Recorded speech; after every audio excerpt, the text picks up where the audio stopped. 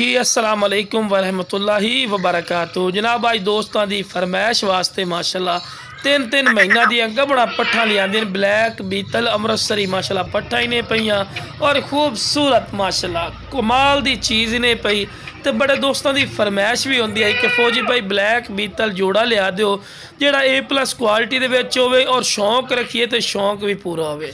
तो लो भी माशाल्लाह जोड़ा चेक कर सकते हैं। शुरू तो जोड़े ने चारा वगैरह जानवर को खवा के विखावन का मकसद ये होंदा है कि तुहानू अच्छी तरह इन्फॉर्मेशन होवे ते नाल ही टोर फिर के विखावन का मकसद होंदा है कि सेहतमंद हैं और माशाल्लाह एक्टिव हैं और अपने पंजाब की नंबर 1 ब्रीड है माशाल्लाह शुमार होंदा है ब्लैक बीतल अमृतसरी।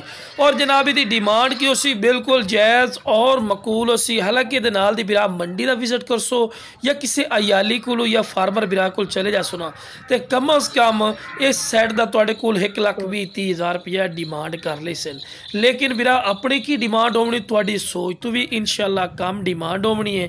तो लो बिरा नूं नाल खड़ा करने मकसद होंदा कि तुहानू हाइट का पता लगे। जनाब दी हाइट इन्हां दोनों दी है बिरा 34 तो 35 इंच और 34 तो 35 इंच भी बड़ी हाइट होंदी है। मुँह 2 दांदी ने बिरा और गारंटी शुदा 3 महीना दी गबड़ा पट्ठा। अगर ये जनाब गबड़ा पट्ठा ना हो जनाब काबले वापसी भी हो सी और डबल पैसे दिते जा सन। ठीक है बिरा गबड़ा पट्ठा ही ने और चंगे हैवी बकरे तो एक क्रॉस हुई हुई हैं क्योंकि जनाब असी लियाते हैं IRD चो। ठीक है बिरा तो खूबसूरत जेडे बिरा आखते हैं कि फौजी भाई शौक रखना तो यार बीतल का शौक भी रखना है लेकिन बीतल महंगी बहुत है।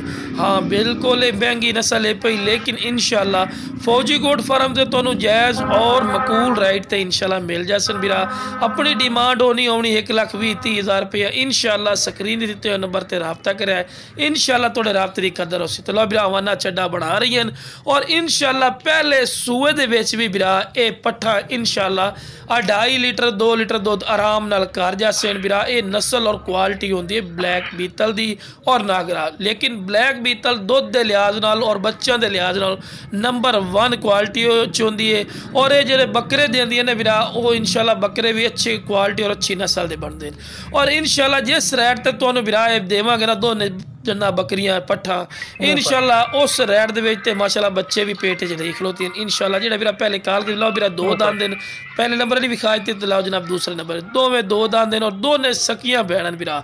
और जिस बिरा चाहिए जनाब स्क्रीन पर नंबर चल रही है इस राबता इंशाल्लाह थोड़े राबते रिस्पेक्ट करांगे।